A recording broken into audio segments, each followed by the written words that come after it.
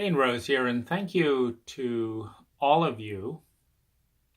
Thank you if you're joining me for the entire year. And I want to recommend that if you're just stumbling across this video, that you go back to video number 1, the 80-20 principle, in which I talk about this blog. It's actually designed to be somewhat of an organic unfolding and having a lot of sense with sequencing. And what I want to talk about in week 53 of this year of accelerated growth and well-being is responding to pain.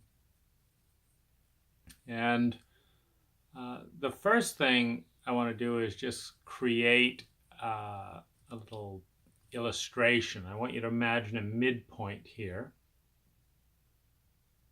that's neutral, and that the farther we get over here, the further away we get from where we need to be. And so the more pain we're in. And the more we are over here, the closer we are to our growth, our values, our well-being. So, of course, the more pleasure that we feel. And while this is a little bit simplistic because cocaine or illicit sex and can be pleasurable in the short term. In other words, it's or going into debt can be pleasurable in the short term to spend. It's about understanding the long-term ecology, So in that paradigm,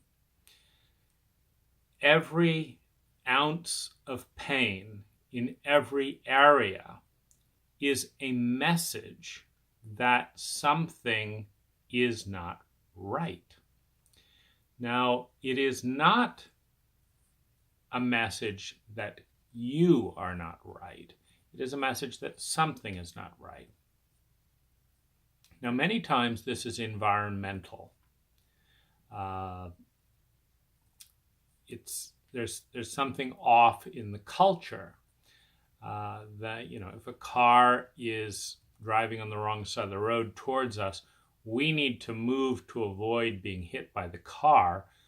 But there's not something off with where we are in the road. And so, but it nevertheless requires a response. Now, this response can take several forms. It can take the form of expressing and releasing the pain. It can take the form of protesting the environment that is causing the pain. It can take the form of transforming the environment. It can take the form of making a plan to transform the environment. In other words, we may send our kids to school. We see that she's coming back bullied. There's nothing wrong with that child. There's something wrong with a school system that facilitates bullying. And we start forming a plan. How is this happening? Can we invite, what is the process of sorting this situation out? Do we take our child out of school? Do we read bullying psychology? Do we invite all of the bullies to the house and get to know them so that we have some understanding of what is the powerlessness that they are externalizing? Because it is not normal, healthy behavior to bully. It's a symptom of powerlessness or other factors often going on in that child's life. Maybe that child is neglected and feels helpless and worthless and feels envious of other children that have good parents. There's a wide range of explanations. Maybe meeting the human being that's feeling that way and getting to know them and giving them some value and support is the most effective way of responding. But the key is to respond to pain.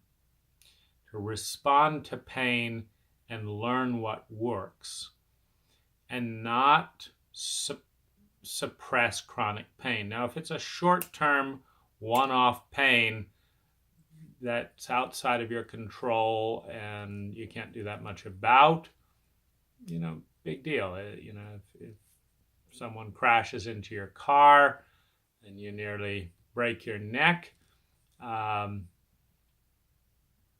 maybe you can, get a car with an airbag, et cetera, et cetera. But it's just a one-off event. But something that is systemic needs attention. If you're starting to get chronic fatigue, if you are low energy, if you're getting depressed, it is important to respond, to learn what the causes are, and do something about it, rather than just continue the status quo. So that is the message of this week, whether it's shame, whether it's depression, whether all forms of pain, basically. Use them as a teacher. Understand exactly what is causing the pain. Understand what you can learn about it. And once you've got a handle on that, make a hypothesis and make a change. See if the pain goes down in a sustainable way. Again, not racking up credit card debts and all that, but in a sustainable way. And continue and repeat. But welcome pain in. When it starts to draw attention, give time to reflect in journals, etc. What is the pain? If you have a pain breakthrough, meaning you've got some pain in your life, some depression, some exhaustion, etc. If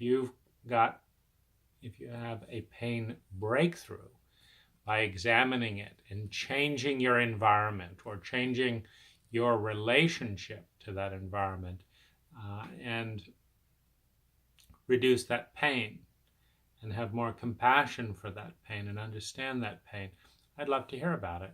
And thank you for writing. And that's it for this week's exercise.